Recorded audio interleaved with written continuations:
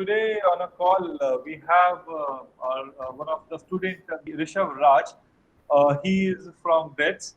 We'll talk more about it with Rishabh on this call. Today we have him, and we are going to talk about all of the possible questions that NRI or an Indian student might be looking for. And just for the information, for the audience, I would like to tell that this video is going to be both in English and Hindi, just to cater a wider audience. So, welcome to the session, Rishabh. Yeah. Thank you very much for inviting me. Hello, guys. My name is Rishabh Raj, and I'm a third-year student at Pilani.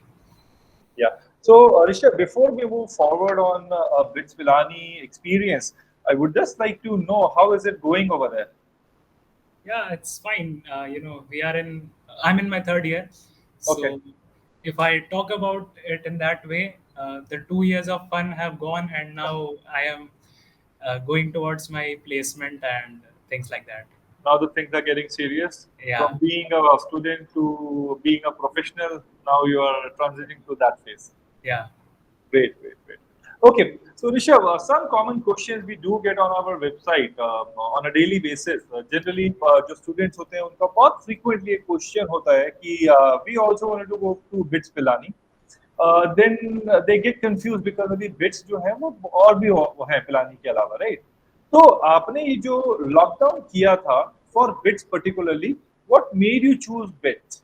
और अभी आपका specialisation क्या था, आपका marks कितना आया था? If you can just share with the audience, and just for the audience I will tell you because you will be watching this thing letter.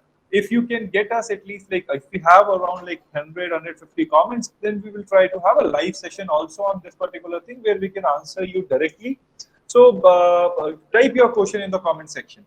So anyway, yeah, Rishabh, please tell me, आपका कैसा lockdown किया for BITS Pilani? हाँ, तो ऐसा है कि मेरा ऐसा था कि मेरा बिटसैट में, जो कि बिट्स में अगर आपको आना है तो अगर आप इंडियन सिटीजन है तो आपको बिटसैट देना पड़ता है. सो मेरा बिटसैट में 326 मार्क्स आया था उस टाइम पे, जो कि उस टाइम 450 का होता था बिटसैट. अभी फिलहाल 390 का हो चुका है. तो शायद जो नए लोग हैं वो लोग उतना रिलेट ना कर पाए, बट फिर भी तो 450 में 326 आया था मेरा. और अगर if I talk about the other things, तो मेरा जेई एडवांस में अराउंड 10,000 11,000 रैंक था. और जेई मेन में मेरा अराउंड 15-16,000 रैंक था. सो इट्स क्वाइट क्लियर कि मेरा एक तो मेरा होम स्टेट झारखंड था. तो ये मैं इसलिए बता रहा हूँ बिकॉज मेरे को बेनिफिट मिल रहा था उस हिसाब से. I was able to get I think triple E in NIT Jamshedpur and IT in BIT Mishra, and also I was getting a few of the branches like civil or metallurgy in the lower IITs. Okay. तो mainly तो biggest choice यही था कि चाहे तो मेरे को college choose करना है, मतलब लाइक ये होता है कि भाई आईआईटी में जाना है या फिर मेरे को ब्रांच के हिसाब से जाना है. तो mainly being from a middle class मेरे लिए प्लेसमेंट ज़्यादा इंपॉर्टेंट था. सो दैट इज़ वाई वहाँ पे फिर बिट्स सबको आउटप्ले कर देता है, बिकॉज जो भी मेरे पास चॉइसेस थे उसमें प्लेसमेंट बेस्ट बिट्स में ही हो रहा है. ओके, कंसीडरिंग मेरा ब्रांच इलेक्ट्रॉनिक्स है. ओके, आपने इलेक्ट्रॉनिक्स इंजीनियरिंग चूज किया, राइट? Yes. ये ऋषभ काफी ना इंटरेस्टिंग बात है जो भी आपने बताई, और इंटरेस्टिंग के साथ काफी ऑब्वियस है. बट ये ट्रेंड जो मैं देखता हूँ जनरली इंडियन स्टूडेंट्स के साथ ये पर्सपेक्टिव तो रहता है कि हम लोग चूज करते हैं ओवर, मतलब, और ये भी मैं बोलूंगा कि it's not with 100% people, but जैसा आपके केस में आपने बोला, सो आई रियली लाइक्ड इट. क्योंकि होता ये है कि हमारे साथ जनरली एनआरआई स्टूडेंट्स काफी पढ़ते हैं. They prepare with us for JEE, for bits and for regional engineering colleges. उनके साथ एक ये रियल चैलेंज जो मैं बहुत फ्रीक्वेंटली देखता हूँ is that they wanted to go to a brand name, कि भाई किसी भी तरीके से ना किसी भी आईआईटी में जाना है तो वो स्पेशलाइजेशन को प्रेफरेंस नहीं देते. Even they are going to the NRI through NRI Kota.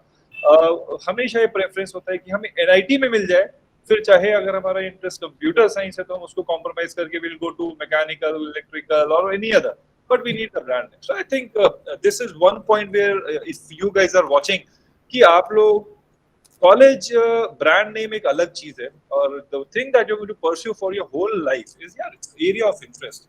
तो अगर आपने एरिया ऑफ इंटरेस्ट पे ध्यान नहीं दिया, आई थिंक तो थोड़ा सा प्रॉब्लम हो सकता है लेटर स्टेज पे, राइट? इस बात पे एक पॉइंट मैं ऐड करना चाहूंगा. Sure. The thing is that I have met a lot of people who have come from like NRI I have met 2 और 3 पीपल आई वुड से। तो ओके, उनका क्या है कि one of the things is that उनका है कि वो लोग बाहर रह चुके हैं, वो लोग फॉरेन के हैं ऑब्वियसली, तो करेक्ट, उनका टाइप ऑफ थिंकिंग थोड़ा अलग है। तो बट उनको ये चीज़ बहुत अच्छा लगता है कि बिट्स का जो स्टार्टअप कल्चर है, वो आपको राइट, आईआईटीज़ वगैरह में नहीं मिलेगा, और वो उस तरह से सोच पाते हैं। तो उनको ये थिंक आई थिंक अगर इस पॉइंट का मैं बात करूँ तो उनको ये चीज़ अच्छा लगेगा बिट्स का। Right, right, right. तो आपके बैच में अभी कितने एनआरआईज़ हैं? इफ आई से 100 गाइस आर देयर। आपका बैच साइज कितना है ऋषभ अभी वहाँ पर बिट्स में? मेरा बैच साइज़ अराउंड 1000 आप मान सकते हैं। 1000 में से कितने स्टूडेंट्स हैं जो एनआरआईज़ भी हैं इसमें? If I talk about percentage? या आई थिंक 30-40 होंगे, मतलब 30-40%? नहीं, सॉरी, 30-40। 40 total out of 1000। या आउट ऑफ 1000 या। ओके, तो ये भी ठीक है। अदरवाइज देखिए, अभी हम लोग जब इस चीज की काउंसलिंग करते हैं या बात करते हैं, today how would you rank BITS Pilani out of all the BITS that we have today, because we have BITS campus there in Dubai also, right? So how much do you rate BITS Pilani itself और बाकी कैंपसेस के comparison में? Okay, so you are talking about only BITS 4 campuses. Yeah, you want to, हाँ, तो yes, फिर मतलब it's quite obvious कि बिट्स पिलानी का जो पिलानी कैंपस है वो फर्स्ट पे आएगा। मतलब इसमें कोई डाउट नहीं है, बिकॉज़ इट इज़ वो सबसे पुराना है और उसका एक लेगेसी है, उसका एल्यूमिनाई नेटवर्क है। दुबई, गोवा एंड हैदराबाद तीनों नए आए हैं। फिर राइट, भी मतलब ऐसे तो गोवा और हैदराबाद को कंपेयर करना बहुत ही मुश्किल मुश्किल है, बट स्टिल गोवा कहीं न कहीं ऊपर चला जाता है बिकॉज़ ऑफ इट्स एरिया, और पता नहीं बच्चे पसंद करते ही हैं गोवा जाना तो उस हिसाब से। तो या सो ओके, गोवा और हैदराबाद में, और दुबई मेरे हिसाब से हम लोग ऐसे डायरेक्टली कंपेयर नहीं कर सकते बिकॉज़ वो इंडिया का नहीं है और उसका कुछ अलग-सा केस है। उसका ओके, डायरेक्टली थोड़ा वैसे एडमिशन होता भी नहीं है।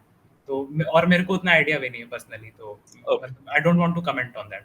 या हाँ, okay, fine, fair enough. Okay, Rishabh, एक चीज और, जैसे अगर हम सीट्स की बारे में बात करें तो बिट्स पिलानी में सीट्स कितनी कितनी है जनरली, अगर आपको कुछ आइडिया है? फॉर एग्जांपल पॉपुलर स्पेशलाइजेशंस जो हमारे पास हैं।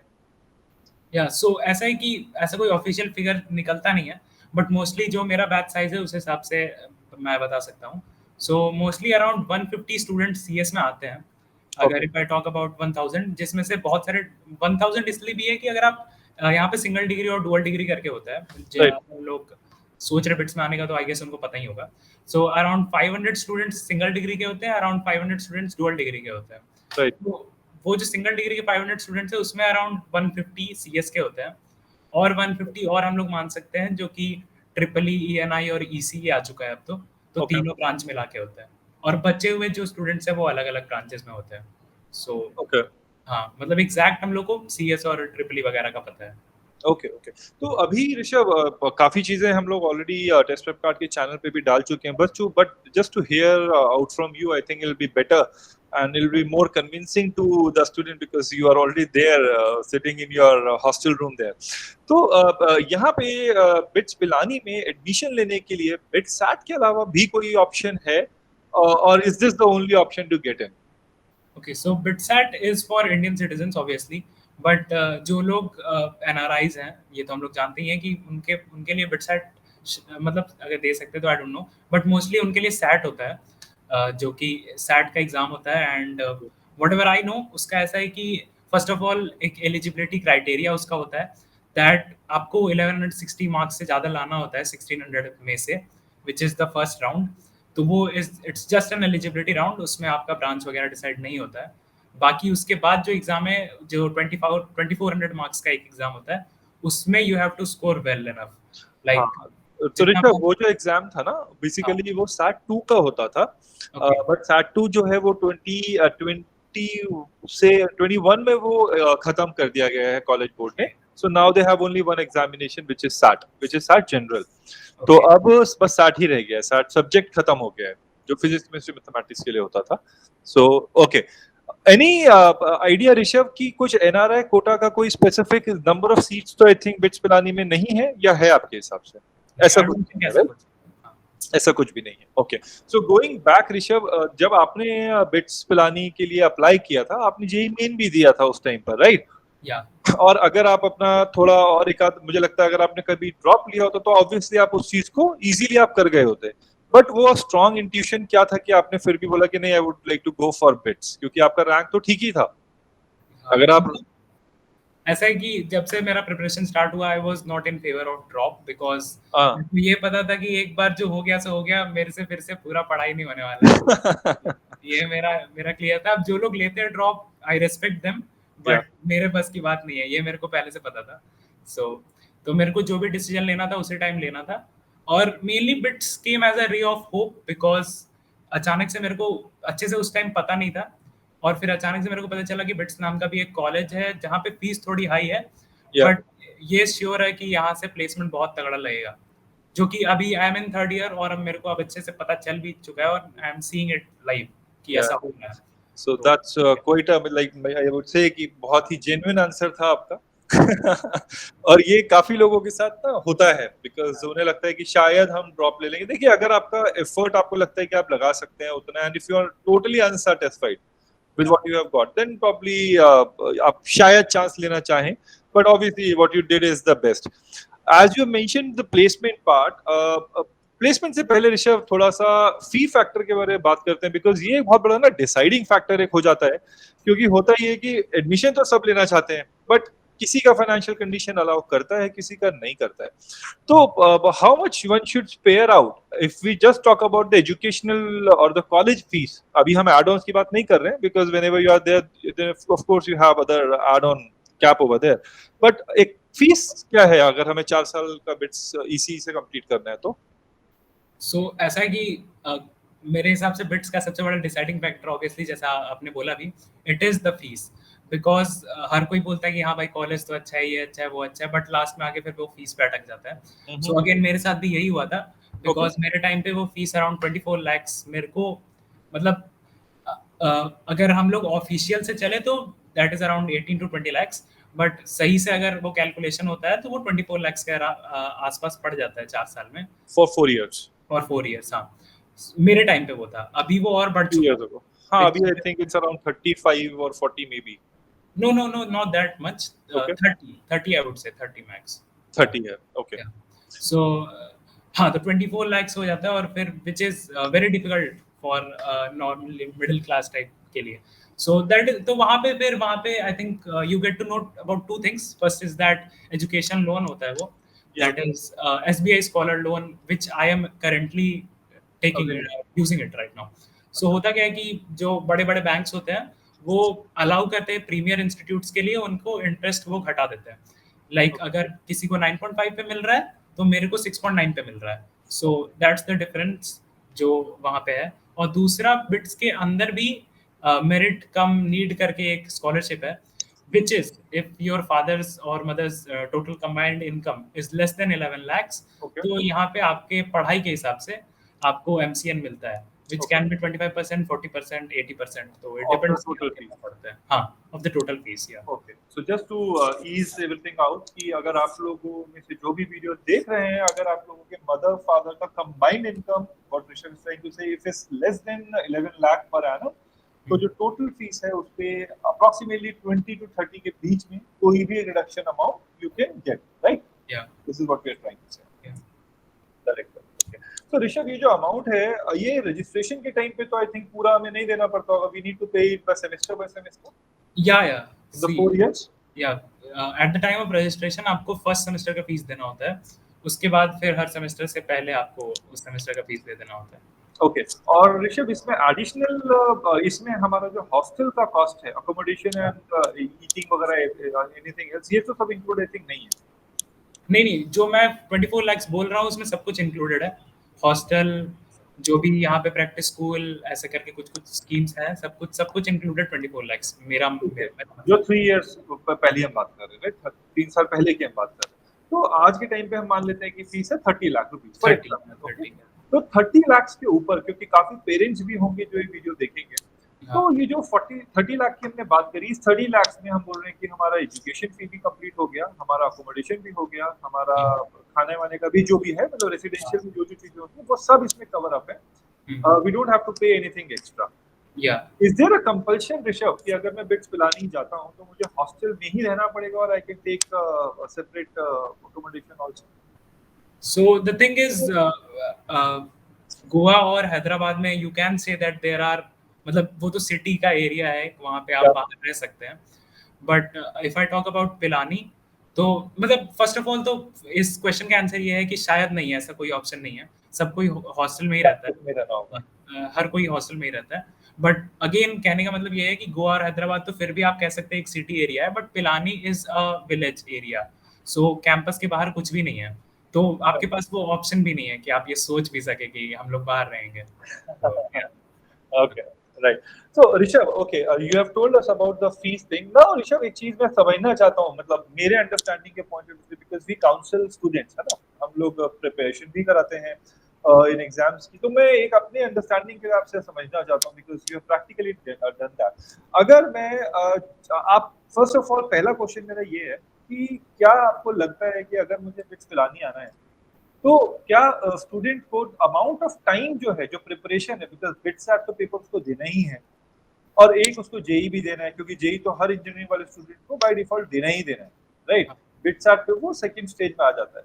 तो आपको क्या लगता है कि अगर ये टारगेटेड किसी का होना चाहिए कि नहीं यार, मैं जेई मेन मुझे अगर लगता है मैं नहीं कर पाऊंगा या मेरा टारगेट अगर आईआईटी नहीं है तो मैं सिर्फ खाली बिट्स एट के लिए प्रिपेयर कर लूँ, क्या ये ऑप्शन कभी हो सकता है या फीजिबल है?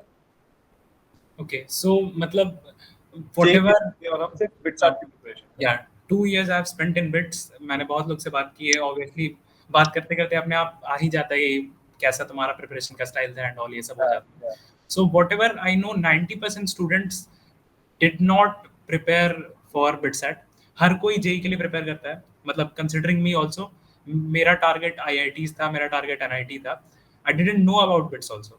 सो बट वो रास्ते में आता है, सो लोग बिटसेट भी दे देते हैं। सो मैं भी स्टूडेंट्स को हमेशा यही बोलता हूँ कि always prepare for JEE, because BITSAT is easier than JEE. So once you are preparing for JEE, you are obviously prepared for BitSat। और बाद में काउंसलिंग के time you can spend all your time कि कौन से कॉलेज में जाना है, किस में नहीं जाना है, वो सब टाइम उस टाइम लगा दो। पहले प्रिपरेशन के time you think about JEE. But but एक दूसरा पर्सपेक्टिव भी मैं दे रहा हूँ 10% लोग का।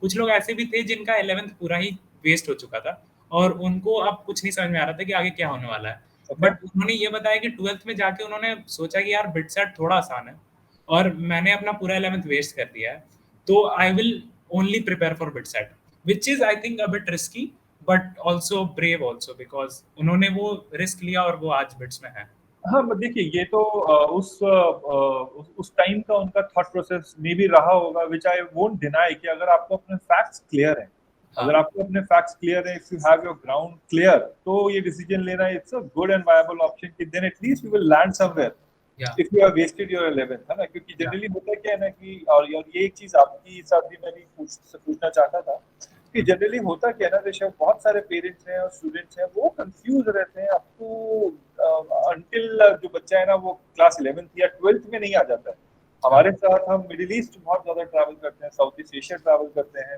यूएस ट्रैवल करते हैं।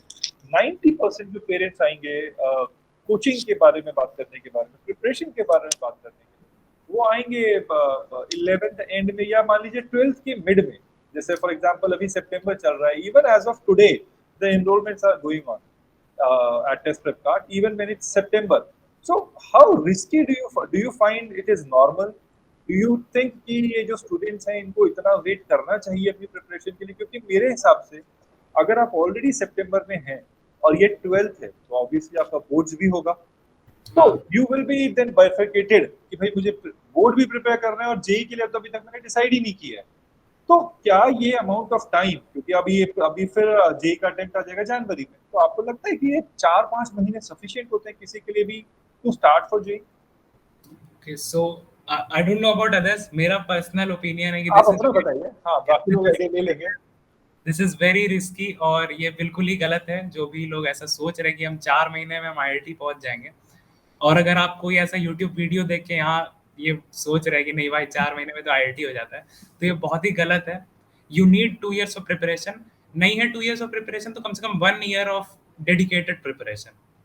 ये मेरा ओपिनियन। हाँ दैट्स ट्रू, दैट्स मतलब आपका जेन्युइन आंसर ही है ऋषभ। बट ऋषभ, यहाँ मैं एक चीज और बताना चाहता हूँ, क्योंकि आपने बोला ना 1 ईयर ऑफ डेडिकेटेड प्रिपरेशन, तो हाँ, यहाँ पर एक बड़ा मिथ होता है जो ना पेरेंट्स समझते हैं ना स्टूडेंट तो खैर समझ ही नहीं सकते, क्योंकि वो बेचारे अभी वो उतना इवॉल्व नहीं हुए, क्योंकि हम तो काफी टाइम से चीजों को देख रहे हैं, वी आर द हाँ, काउंसलर्स। तो अब प्रॉब्लम कहाँ पर आती है ना, आप इस चीज को रिलेट कर पाएंगे because now you are in your third year already. देखिए अभी होता क्या है, जब हम 10th क्लास में हैं तो हाँ, पेरेंट्स और बच्चे कैसे काउंट करते हैं कि 10th है, 11th है, 12th है, तो हाँ, ये 3 साल है मेरे पास। हाँ, अब हम उसको 3 साल नहीं देखते हैं, 3 साल का मतलब कितना हो गया, 36 मंथ्स हो गए आपके पास, या, राइट। अब एज अ काउंसलर हम बोलते हैं कि 10th क्लास में ऑलरेडी आपके पास 12 महीने में से एकेडमिक सेशन आपका 8 महीने का होता है। उस हम्म, एकेडमिक सेशन में 10th क्लास भी आपका बोर्ड है, 12th क्लास भी आपका बोर्ड है। तो हाँ, अगर हम इनमें से 4 मंथ्स प्रिपरेशन के बोर्ड्स के निकाल दें 10th में, और 4 मंथ्स प्रिपरेशन के निकाल दें 12th में से, तो आपके 8 मंथ्स तो यही चले गए। 2 to 3 मंथ्स हम निकाल दें 11th में से, तो रफली आपके हाथ में जो आता है वो करीब 1.5 साल आता है of a sincere preparation if you start thinking about JEE preparation in class 10th। Hmm, और ये अमाउंट ऑफ टाइम उतना ही कम होता जाएगा जितना डिसीजन वो लेट लेंगे to start preparing for JEE. अब या, आई राइट और रॉन्ग इन सेइंग सो? मेरा थॉट प्रोसेस ये है। okay, so I think you are right, but only point where I would not you would be in differ. agreement with you is that I don't think boards के लिए 4 महीने चाहिए, because मेरा 96.8% आया है 10th में और 95.6% आया है 12th में। So I think I am able to tell you that कि अगर आप जेई के लिए प्रिपेयर कर रहे हैं तो इट इज नॉट रिक्वायर्ड कि आप बोर्ड्स के लिए प्रिपेयर करें। One of my important point to which I will come again to you, so या, यू कंप्लीट फर्स्ट। या सो मतलब the thing is if you are preparing for JEE you don't need to prepare for boards. बस आपको ये करना है कि आप जब बोर्ड्स आने वाला है तो उससे 15-20 दिन पहले आप वो देखना स्टार्ट कर दें कि पेपर कैसा होता है, फिर लोग आंसर कैसे लिखते हैं। बिकॉज प्रॉब्लम क्या हो जाता है, कुछ लोग जेई के लिए प्रिपेयर करते हैं और अब उनको आदत हो गया है न्यूमेरिकल बस लिख देने का। उनको नहीं आता है कि hence proved and this and that therefore steps ये। स्टेप्स फॉलो कर रहे हैं बिकॉज स्टेप्स के मार्क्स हैं, राइट, तो आप अपने अलग जोन में चले जाते हैं, राइट। भाई ये कुछ लोग हो सकते हैं, बट वो टॉपर लोग ही होते हैं, तो अब उनसे नहीं कंपेयर करें। But right.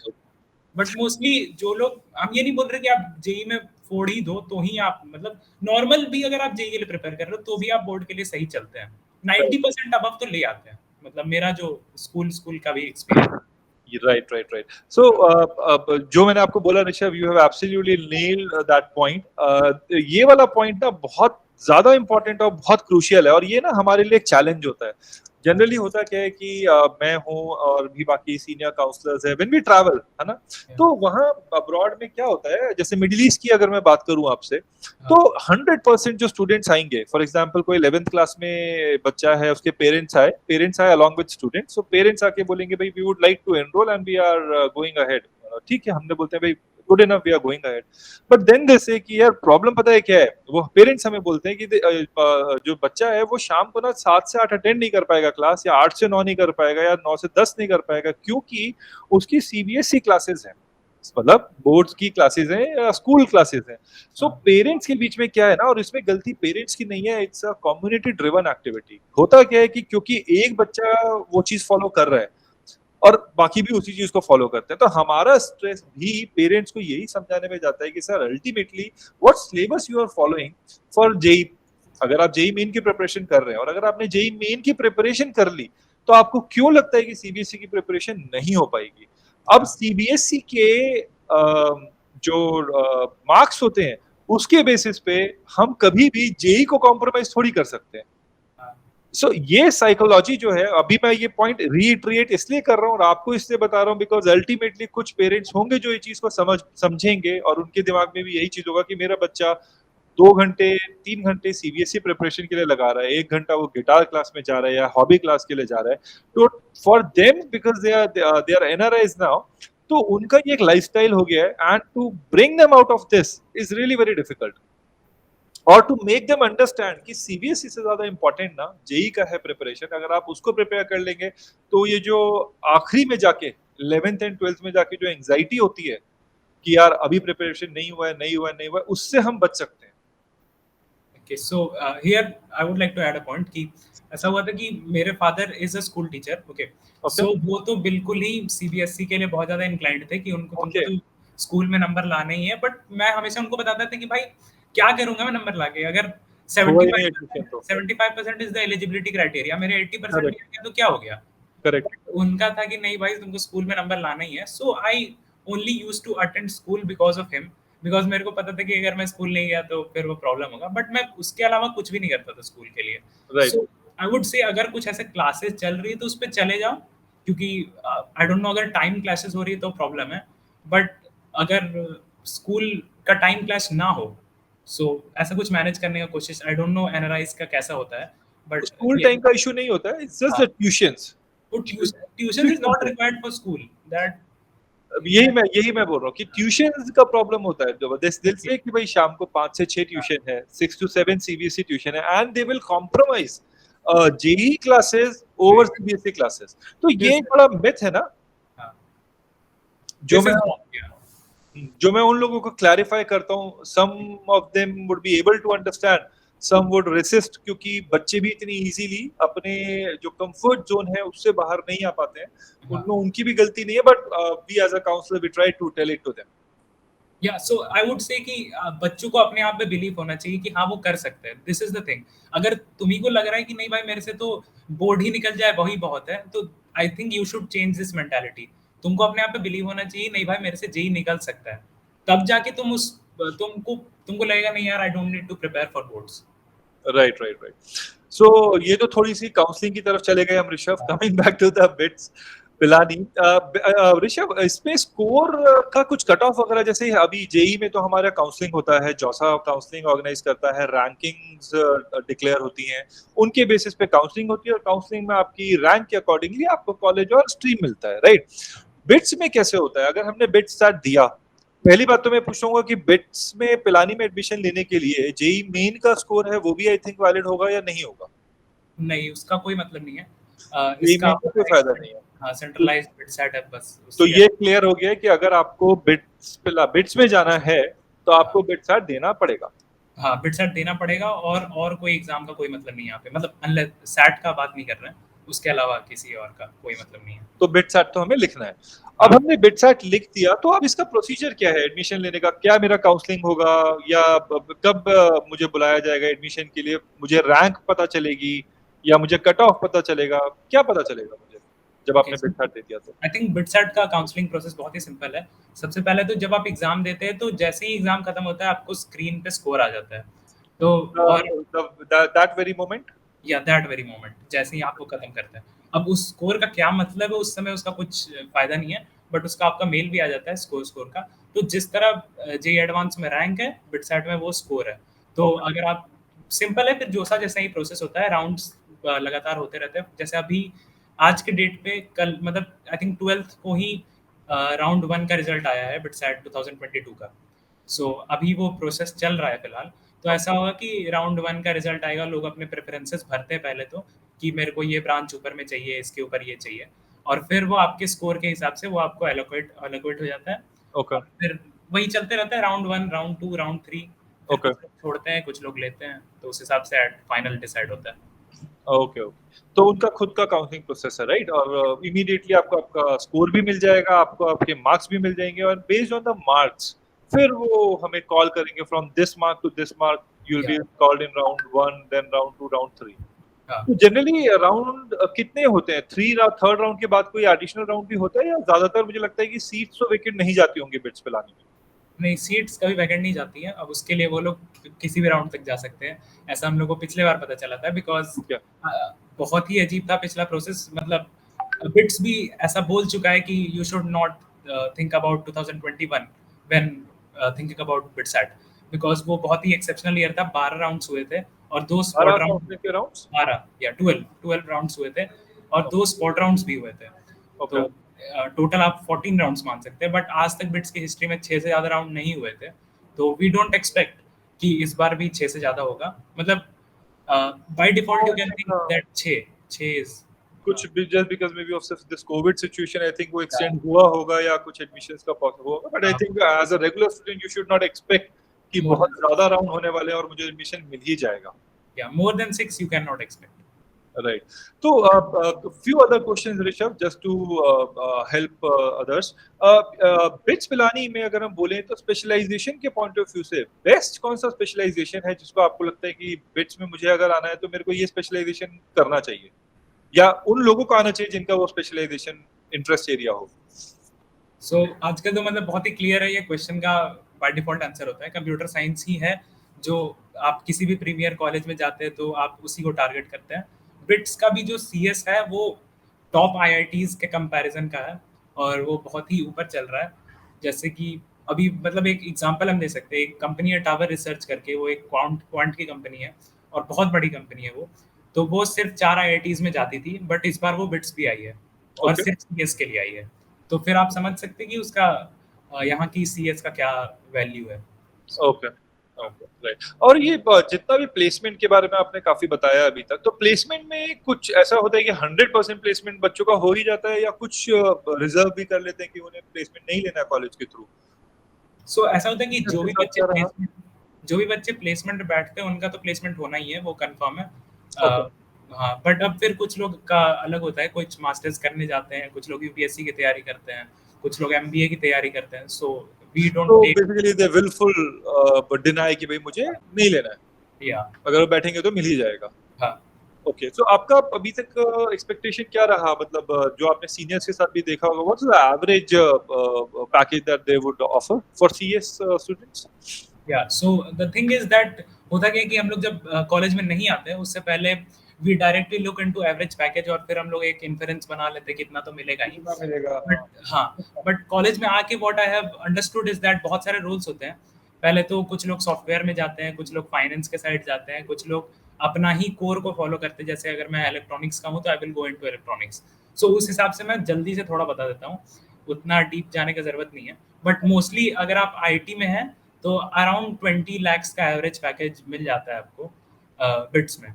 और उसके बाद फिर अगर आप कोर की तरफ जाते हैं, मतलब मेनली अगर आप इलेक्ट्रॉनिक्स में जाते हैं तो भी आपको 17-18 आसपास मिलता है, विच इज प्रिटी गुड। और उस फाइनेंस वगैरह का 14-15 आप मान सकते हैं।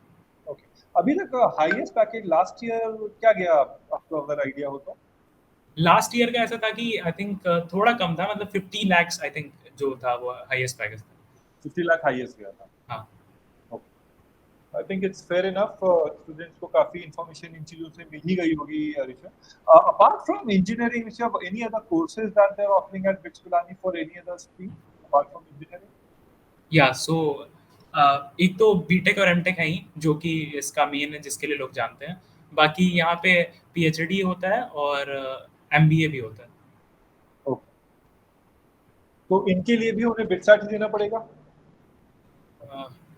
आई थिंक एमटेक के लिए एक बिटसैट एचडी करके एग्जाम होता है और एमबीए के लिए आई डोंट नो मेरे को। No, for the integrated course, for the integrated yeah course, नहीं, फॉर बीटेक और MTech you are asking? BTech and MTech.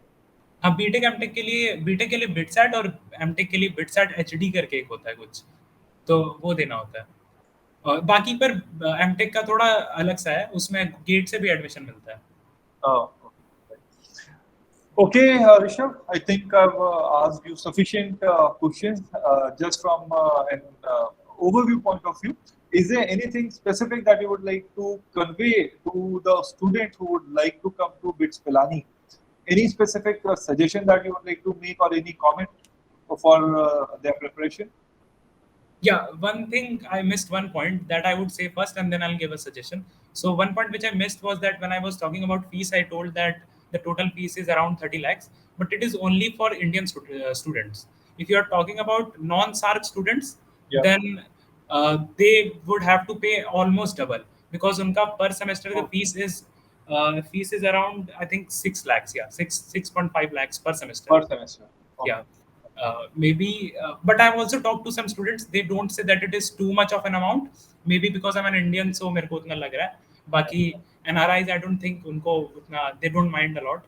So Yeah. that is the thing. Non-SAR students का थोड़ा ज़्यादा है, और you can check the official fee details on the BitSat site as well. Yeah, we have already published that. So just from a reference point of view, मैंने सोचा कि आपसे थोड़ा पूछते हैं कि कुछ स्पेसिफिक अगर कुछ चीजें हैं जो हमने नहीं पूछी and you would like to share, तो वो थोड़ा एंड हाँ, तो वो सजेशन वाला बात है कि बस यही है यार, मेरा तो यही सजेशन रहता है कि प्रिपेयर फॉर जेई, जो भी टाइम बचा है बिलीव करो अपने आप पे। मतलब ठीक है, मैंने अभी वीडियो में बोल दिया कि 1 साल डेडिकेटेड तो चाहिए ही चाहिए, बट 1 साल डेडिकेटेड चाहिए अगर आपको आईआईटी में सीएस चाहिए, अगर 2 साल चाहिए अगर आपको आईआईटी में सीएस चाहिए। लोग होते हैं उनको बस बिट्स में आना है, और बिट्स में आना ही बहुत बड़ा बात है। आप आ गए उसके बाद भी आप बहुत कुछ कर सकते हैं। लोग हैं बी फार्मा में है, जो हम लोग का जी सॉक एक होता है, मतलब गूगल डेवलपर सोसाइटी करके एक है हम लोग में, राइट। और वो बच्चा उसका लीड है जो बी फार्मा का है, जिसका बिटसेट का स्कोर आप 200 आसपास समझ रहे होंगे। So he is not the best in college, but वो कॉलेज में आके अपने आप को ऐसा डेवलप किया है कि वो आज बेस्ट हो गया है। सो आई वुड से कि जो भी टाइम बचा है अच्छे से प्रिपेयर करो, अ, अभी एफर्ट लगा दो, बाद में कॉलेज आके फिर से एफर्ट लगा के तुम सीएस वालों को भी फेल कर सकते हो। सो ऐसा कुछ है नहीं। That's a good point. Yeah. Okay, thank you. Thanks, Rishabh, for giving us all the information today. Thank you. Yeah. Thanks. Thanks a lot.